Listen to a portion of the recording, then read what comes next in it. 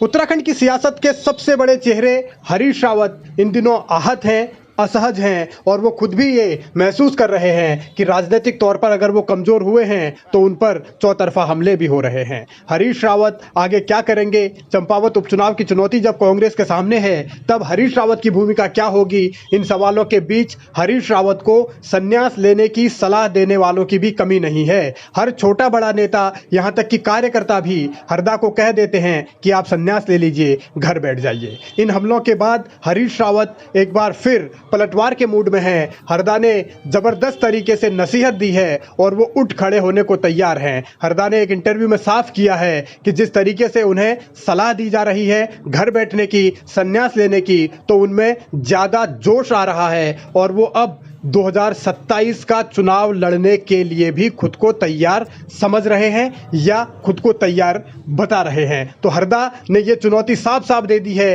कि वो चुप बैठने वाले नहीं हैं, 2027 के रण में भी उतरेंगे। वो पूरी तरीके से अपने आप को मजबूत कर रहे हैं। इन तमाम सवालों और उलझनों के बीच ही हरीश रावत के एक और करीबी राजेंद्र सिंह भंडारी, जो कि उत्तराखंड में कांग्रेस के सदस्यता अभियान के मुखिया भी हैं, उन्होंने भी सवाल उठाए हैं। सोशल मीडिया के जरिए लिखा है, जिक्र किया है कैसे 2000 में कांग्रेस संगठन का मुखिया हरीश रावत को बनाया गया। उसके बाद कैसे हरीश रावत और पूरी कांग्रेस की टीम ने 2002 में कांग्रेस को सत्ता में लाने में कामयाबी हासिल की, जिसमें उन्होंने कई नामों का जिक्र किया है, चाहे किशोर उपाध्याय हों, जोत सिंह बिष्ट हों या फिर धीरेन्द्र प्रताप हों, दूसरे भी नेता हैं, और रणजीत रावत का भी जिक्र किया है। ये कहा है कि आखिर क्यों ये लोग हरदा से साथ छोड़ रहे हैं, यानी हरीश रावत से धीरे धीरे लोग क्यों पीछा छुड़ा रहे हैं या कांग्रेस छोड़ रहे हैं। चाहे किशोर उपाध्याय हों, चाहे जोत सिंह बिष्ट हों, कुछ और नेता छोड़ चुके हैं। रणजीत रावत और हरीश रावत की अनबन किसी से छिपी नहीं है। इसके अलावा भी कुछ नेता हैं जो हरीश रावत से कटते चले जा रहे हैं। हरीश रावत खुद भी ये मान रहे हैं कि राजनीतिक तौर पर वो कमज़ोर हुए हैं,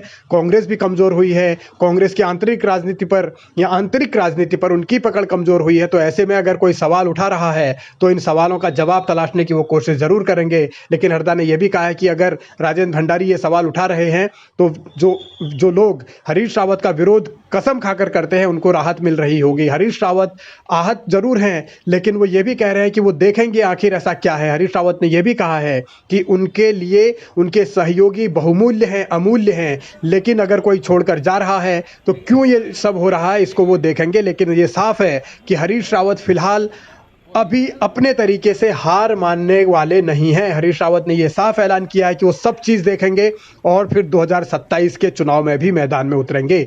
भले ही हरीश रावत यकीनन मौजूदा दौर में राजनीतिक तौर पर कमज़ोर हुए हों, क्योंकि उनकी खुद की हार हुई चुनाव में, उसके बाद से संगठन पर भी पकड़ ढीली हुई है। अब आगे वो अगर 2027 की तैयारी का दावा कर रहे हैं तो देखना होगा कि उत्तराखंड कांग्रेस की राजनीति कितनी बदलती है।